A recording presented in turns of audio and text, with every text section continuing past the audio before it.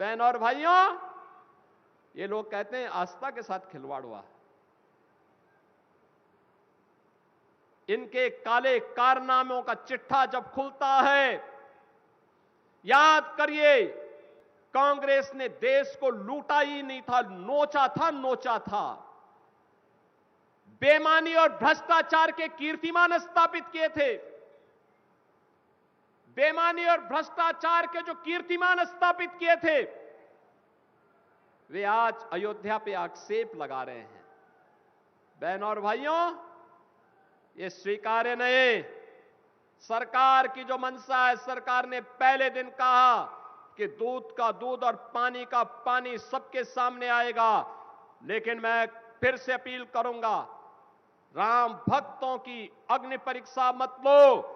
राम भक्तों के साथ, उनकी आस्था के साथ खिलवाड़ करना बंद करो। अगर तथ्य नहीं है, पुष्ट प्रमाण नहीं है, तो आरोप प्रत्यारोप बंद करो, और प्रमाण है तो एसआईटी को सबूत सहित प्रमाण प्रस्तुत करो।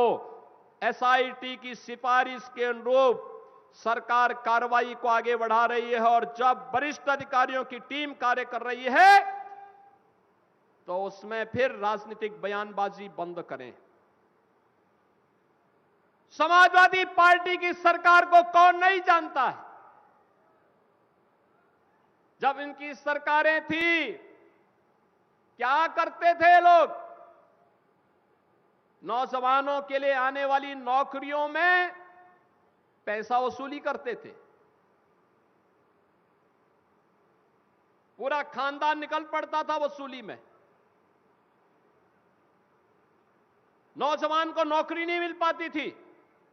आज तो आपने देखा होगा, आरक्षी भर्ती में हमारे देवरिया के भी भारी संख्या में सैकड़ों नौजवान देवरिया के भी भर्ती हुए। जब नियुक्ति पत्र में बांटता हूं, पूछता हूं कहां से, वो कहता है रुद्रपुर से, वो कहता है बरहज से, वो कहता है देवरिया से, वो कहता है गौरी बाजार से, वो कहता है पत्थर देवा या रामपुर कारखाना, सलेमपुर।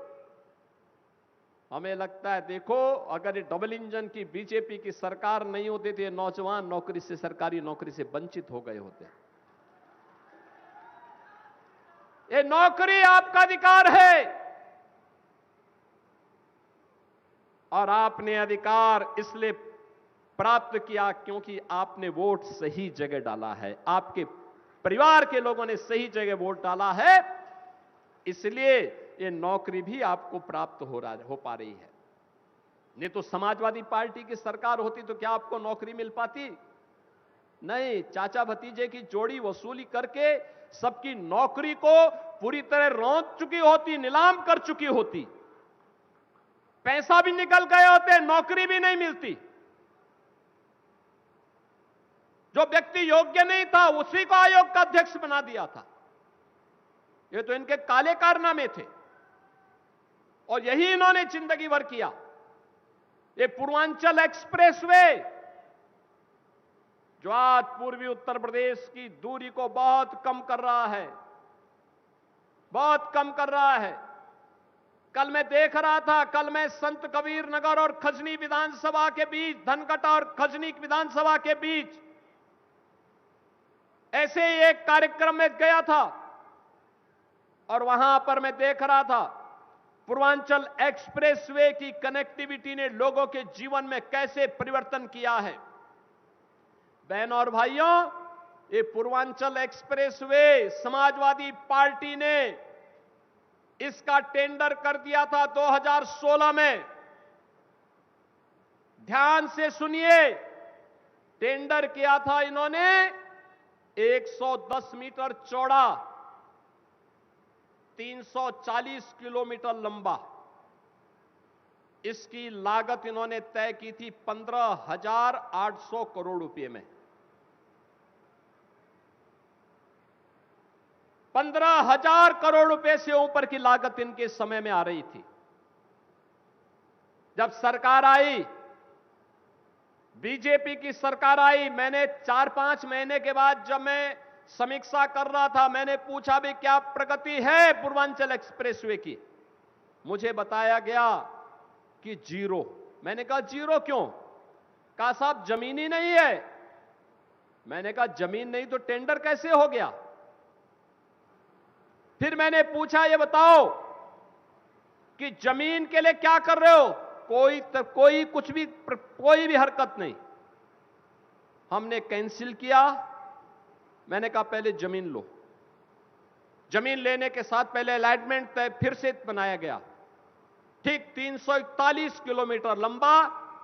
लोगों ने कहा कितना चौड़ा होना चाहिए? मैंने कहा पहले 110 मीटर था, उसको 120 मीटर करो। हो सकता है बाद में कभी हमें इसकी चौड़ाई बढ़ानी पड़े, कभी हो सकता है प्रधानमंत्री मोदी जी के विजन के अनुरूप हाई स्पीड ट्रेन इस पे चलानी पड़े।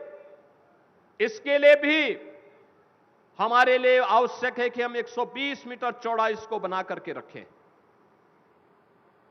बहनों और भाइयों, हमने जमीन ली, टेंडर किया,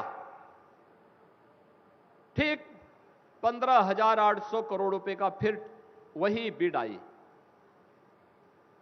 मैं उसको देख रहा था, मैंने कहा यार मेरी समझ में नहीं आया कि 15,800 करोड़ रुपए 2016 में और 15,800 करोड़ रुपए यही 2018 में भी क्यों आ रहा है? यानी 2 वर्ष के बाद भी वही बिड। फिर मैंने कहा हम लोग 10 मीटर चौड़ा भी बना रहे हैं इसको। मैंने फिर कैंसिल किया और तीसरी बार मैंने टेंडर करवाया। मैंने उसके कुछ शर्तों को सरल किया और टेक्निकल और फाइनेंशियल बिड एक साथ मंगाई। आप जानते हैं कितने में हम लोगों ने यह एक्सप्रेसवे बनाया है? 11,200 करोड़ रुपए में। 11,200 करोड़ रुपए। ये जो 3 से 4 हजार करोड़ की डकैती पड़ रही थी ना, यही समाजवादियों की डकैती है, यही समाजवादियों की डकैती है। और इसी डकैती को रोका है डबल इंजन की सरकार। और इसीलिए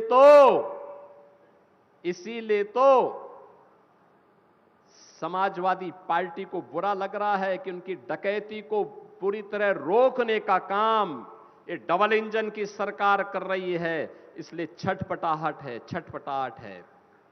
उसी छटपटाहट में जब इनको कुछ नहीं मिला तो जन आस्था के साथ खिलवाड़ कर रहे हैं, राम भक्तों पर आक्षेप कर रहे हैं, अयोध्या धाम को बदनाम कर रहे हैं। दिल्ली से भी एक सज्जन वहां आए हैं आज, और मैं उनसे भी कहना चाहूंगा कि दिल्ली की जनता ने उन्हें 15 वर्ष तक अवसर दिया, लेकिन दिल्ली को उन्होंने बर्बादी के सिवाय कुछ नहीं दिया, भ्रष्टाचार के सिवाय कुछ नहीं दिया। आज मैं उनसे पूछना चाहूंगा, अयोध्या कोई डबल इंजन सरकार ने 9 वर्ष में जो सजाया है, जो संवारा है, देखिए इस मॉडल को और फिर अपने कारनामों पर पश्चाताप करो कि अगर यही न्याय जो अयोध्या के साथ डबल इंजन की बीजेपी की सरकार ने किया है, अगर यही न्याय आम आदमी पार्टी दिल्ली के साथ करती, दिल्ली भी ऐसी ही चमकती जैसे आज अयोध्या धाम चमक रहा है। चारों ओर में 4 लेन की कनेक्टिविटी, इंटरनेशनल एयरपोर्ट, अयोध्या धाम में आप जाएंगे, यात्री विश्रामालय जो बने हैं वे निषाद राज के नाम पर, क्योंकि भगवान राम जब वन में जा रहे थे सबसे पहला विश्राम उन्होंने किया था निषाद राज के यहां किया था। वन में गए थे 14 वर्ष के वनवास के उस कालखंड के दौरान भगवान राम ने माता सबरी के बेर खाए थे, इसलिए रसोई अयोध्या धाम में बन रही है माता सबरी के नाम पर। भगवान राम के साथ संवाद, हम सबको जोड़ने का काम अगर सबसे पहले किसी ने किया है, त्रिकालदर्शी ऋषि महर्षि वाल्मीकि ने किया है, तो अयोध्या का इंटरनेशनल एयरपोर्ट महर्षि वाल्मीकि के नाम पर। बहन और भाइयों, ये डबल इंजन की सरकार, यही कार्य करती है। मोदी जी का मार्गदर्शन है, उनका नेतृत्व है, और डबल इंजन की स्पीड के साथ, फर्राटे के साथ विकास के कार्य जब आगे बढ़ते हैं तो क्या देवरिया, क्या कुशीनगर, क्या बलिया या फिर मऊ, आजमगढ़, ये सभी विकास के साथ, तेजी के साथ दौड़ते हुए दिखाई देते हैं। आज कोई क्षेत्र ये नहीं कह सकता कि हमारे पास सड़क नहीं आई। एक एक विधायक से पूछ पूछ करके प्रस्ताव मांगते हैं कि भैया लाओ, आपके यहां कौन सा काम होना है, बताओ कौन सा पुल है। जब साका ने